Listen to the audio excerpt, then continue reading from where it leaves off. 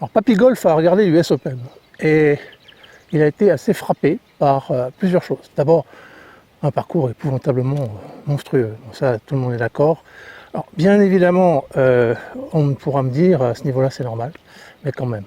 Bien, que penser de cette version 2025? D'abord un très beau vainqueur avec JJ Spaun, cette personne peu connue, 34 ans, un garçon qui a une belle histoire et qui a surtout fini avec 2 trous, le 17 et le 18, joué fantastiquement.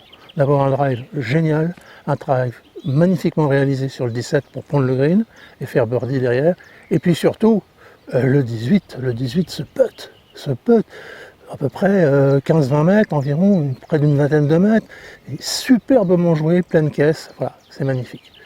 Alors, que dire de cette version 2025? Et bien d'abord, il y a une chose qui ressort complètement, c'est que, 1, il fallait prendre la piste le plus souvent possible, et c'était vraiment pas facile, et 2, il fallait putter du feu de Dieu. Sam Burns, qui a été en tête un long moment, était un exemple parfait du gars qui sait putter. D'ailleurs, au niveau de la PGA, c'est un de ceux qui a la réputation d'être un des meilleurs au putt actuellement. Malheureusement, il a terminé mal et il finit un peu loin. Bon. Donc, prendre la piste et savoir putter. Eh bien, ce sont des choses que j'ai déjà recommandé de faire en tant que papy golf, en tant que golfeur senior, gars qui a beaucoup d'expérience en tant qu'amateur. Et c'est toujours vrai. Alors bien sûr, on ne joue pas sur des parcours de ce type tout le long de l'année, heureusement d'ailleurs, mais on joue quand même parfois sur des parcours difficiles, dans des conditions difficiles, donc il faut en profiter. Un petit regret que mon préféré, si je puis dire, Adam Scott, n'ait pas tenu les dernières journées, comme malheureusement ça lui est souvent arrivé dans sa carrière. Il a bien putté dans les 3 premiers jours, puis là, le dernier jour, ça ne marchait pas. Bon, beaucoup ont été comme ça. Il y a l'Écossais Bob McIntyre, qui a superbement remonté et qui aurait pu remporter aussi. Bon, il y a eu des occasions, puis il y en a des tas de gens qui se sont écroulés la dernière journée.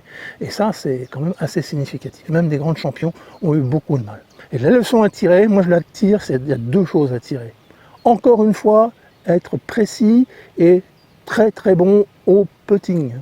Et la deuxième chose que je retiens, c'est qu'un garçon comme Adam Scott, qui va avoir 45 ans, qui dans 5 ans jouera en senior, il jouera en senior dans 5 ans, eh bien Adam Scott est quand même encore au haut niveau grâce à une qualité technique et une approche remarquable.